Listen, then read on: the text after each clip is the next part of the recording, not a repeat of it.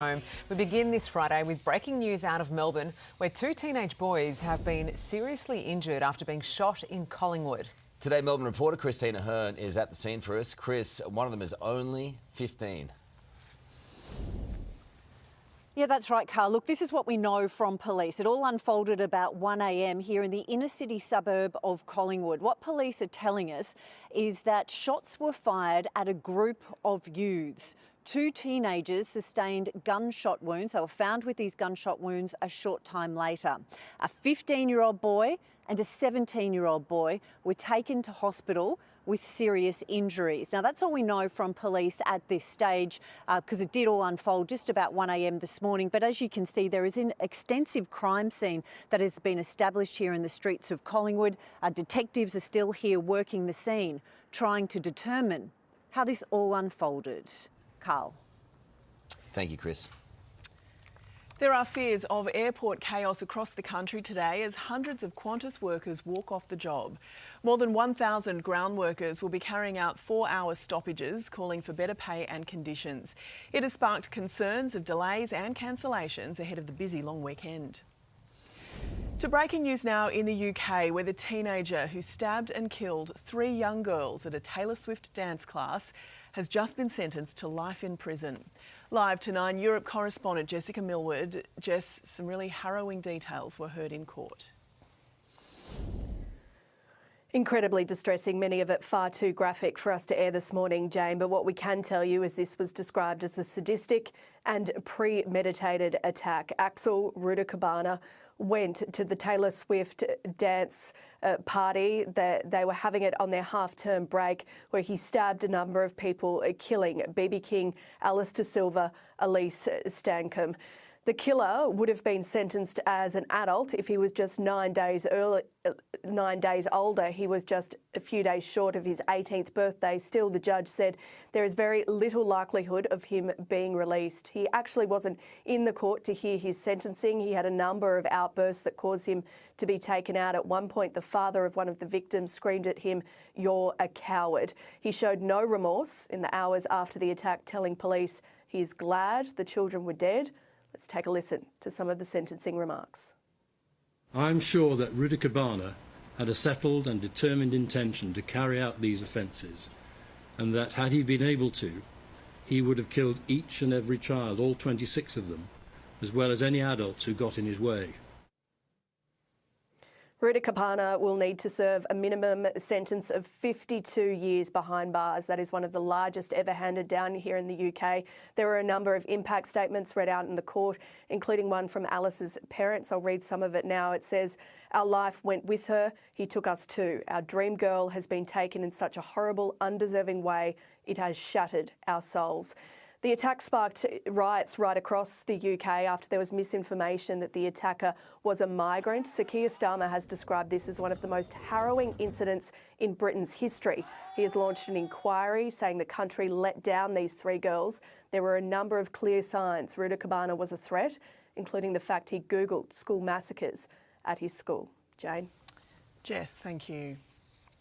We have an update now on the alleged assault of 2 off-duty police officers in Sydney's Inner West, with investigators charging 2 men overnight. The pair was arrested yesterday after that attack in Newtown on Wednesday, as the hunt for a third person seen leaving the area continues. We will be knocking on your door, so if you have anything that you want to say, please hand yourself into police. One of those constables remains in a serious condition in hospital. A child has been bitten by a shark in Perth's south. The boy suffering minor injuries in shallow waters at Golden Bay's Shipwreck Cove, north of Mandurah.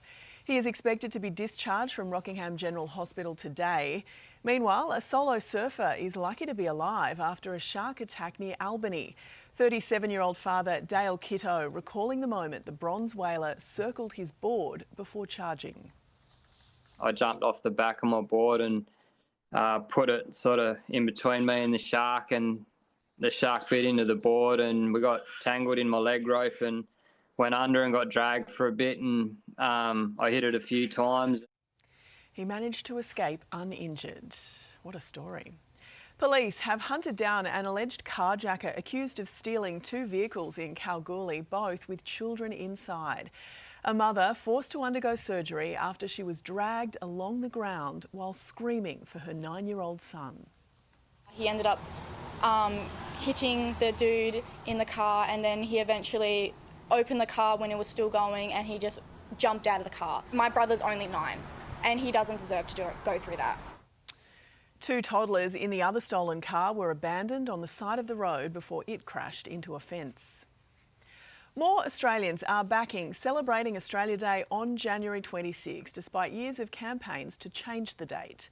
Live now to Today Federal Politics reporter Claudia Vrdoljak. Claudia, there is new polling out this morning. Talk us through it.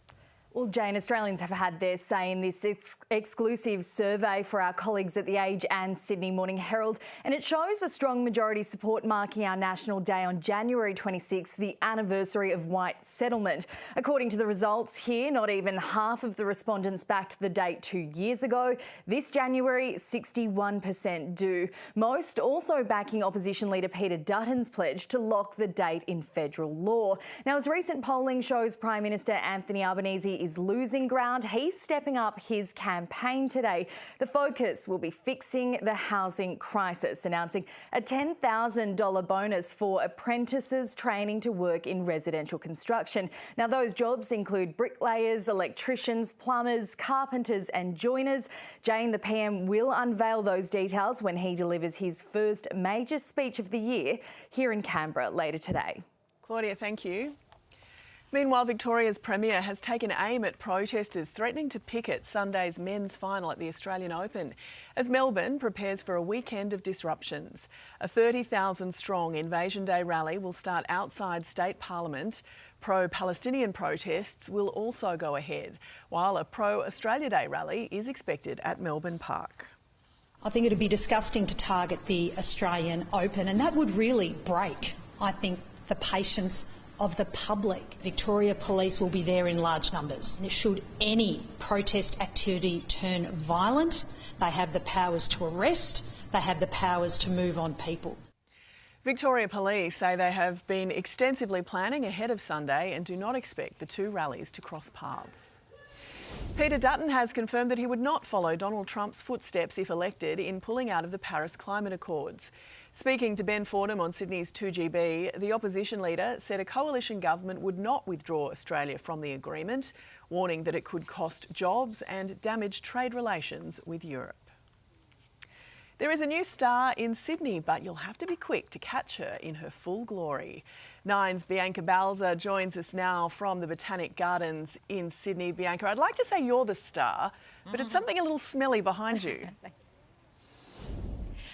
Oh, Jane, there is a foul stench that has dropped on Sydney, but people are loving it. You saw the queues for Taylor Swift. These are the queues. It's small right now, but this is the queue for Putricia. She's the new diva in town. She has just come into bloom here at the Royal Botanic Gardens. Doors were open to see this amazing, rare, endangered species of flower unfurl her spathe yesterday. It's quite the sight. They were open until midnight last night, and the queues were massive. They were about 3.5 hours long. They actually had to cut them off at 8:30. 2 of the people that were in that queue were Caitlin and Paige. I'll introduce you to them now. Guys, you've come back the day after. Tell me, how did last night go? Not too successful. We got here around 8:30 and we were turned away. So that's why we're here bright and early to try and see this flower. And you 2 actually met in the queue last night, is that right? Well, not successfully in the queue, but we both met as we were turned away. And my mum had made a comment, you should come back at 5 in the morning because otherwise we're not going to be able to see it. So hence we've both unintentionally managed to meet this morning again. So what is it about this flower that has drawn you here twice now?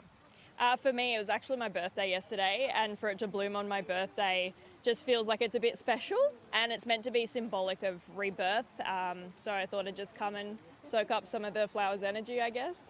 How fabulous. Happy birthday. And Caitlin, I'm sure you've heard about the stench. How have people described it to you? Quite literally just smells like a corpse. So I was like, gotta be there. Thanks, girls. I've also heard it described as hot cat food or a dead possum. It's quite a foul stench that's meant to draw in pollinators, but it's a rare plant, as they say, and it's a rare blooming. This is the first time it's happened in 15 years here in Sydney. If you do want to catch a look or catch a whiff, you can actually come here until midnight tonight, but if you can't make it, we will take you inside later this morning, guys, and I'll give you a live reaction of just how it smells. I'm looking very much forward to your verdict, Bianca. Thank you very much.